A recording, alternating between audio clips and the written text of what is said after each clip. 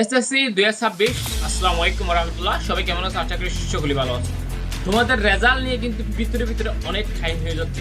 তোমাদের রেজাল্ট ঠিক বিষয় জুড়ে প্রকাশ হচ্ছে নাকি হচ্ছে না? তোমাদের রেজাল্ট নিয়ে কি কাহিনী হচ্ছে আজকের এই ভিডিওতে আমরা জানবো। তোমরা অনেকেই আমাদের চ্যানেলের ভিডিও দেখো, বাট আমাদের চ্যানেলটি সাবস্ক্রাইব করো না।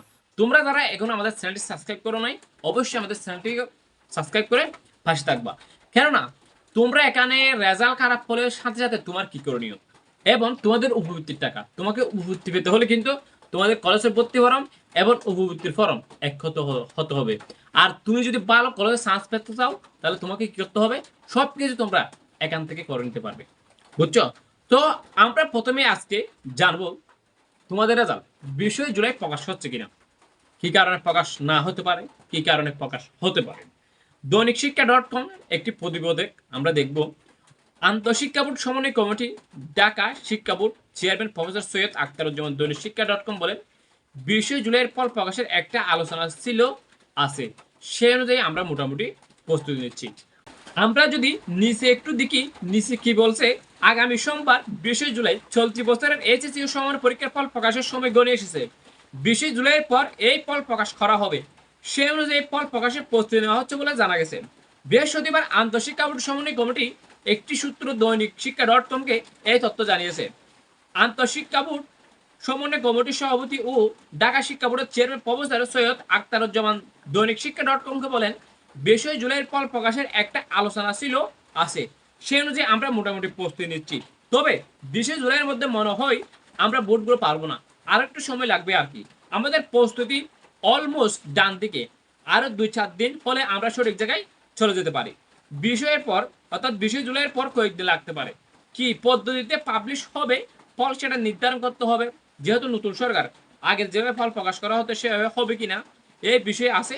সেক্ষেত্রে 1 সপ্তাহ সময় লাগতে পারে, আবার আগে হতে পারে। মূল কাজ আমাদের রেডি আছে। এখানে কি বলছো বুঝতো? এখানে মূল কথা বলছে তোমাদের ফল কিন্তু অলরেডি তোমাদের ফল তৈরি কার্যক্রম একদম সম্পূর্ণ হয়ে গেছে। এখন কথা হচ্ছে, যেহেতু নতুন সরকার, আগে যেভাবে ফল প্রকাশ হতো, তোমরা যেভাবে ওয়েবসাইটে রেজাল্ট দেখতে পারবা, সেখানে কি পাবলিশ করবে নাকি শিক্ষামন্ত্রী নিজে হচ্ছে উপস্থিত তোমাদের ফল পাবলিশ করবে, সে বিষয়ে আলোচনা করবে।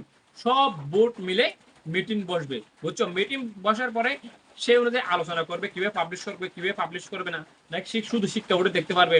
সব কিছু অ্যানালাইজ করে তোমাদের রেজাল্ট পাবলিশ করবে। যদি নতুন করে ডেট জানিয়ে দেয়, আমরা তোমাদেরকে জানিয়ে দেবো।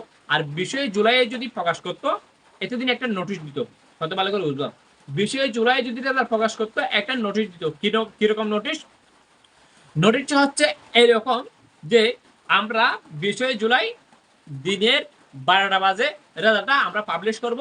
শিক্ষার্থীরা এখানে অমুক ওয়েবসাইটে হচ্ছে রেজাল্ট দেখতে পারবে এবং এসএসসির মধ্যে রেজাল্ট দেখতে পারবে। এরকম একটা তারা নোটিশ প্রকাশ করে দিত। এতদিনে প্রায় 1 সপ্তাহ আগে, কিন্তু 10 দিন আগে নোটিশটা প্রকাশ করা হতো আগে। এখনো পর্যন্ত যেহেতু নোটিশটা প্রকাশ করা হয় নাই, তার মানে তোমাদের রেজাল্ট 20 জুলাইয়ের পর 1 সপ্তাহ সময় লাগতে পারে। 1 সপ্তাহ পর তোমাদের রেজাল্টটা প্রকাশ করা হবে বলে আমরা আশাবাদী। ধন্যবাদ সবাইকে। নিশ্চয় আল্লাহ তাআলা সর্বোত্তম পরিকল্পনাকারী। মহান আল্লাহ তাআলা সকল শিক্ষার্থীর মন আশা পূরণ করুক। আসসালামু আলাইকুম ওয়া রাহমাতুল্লাহ।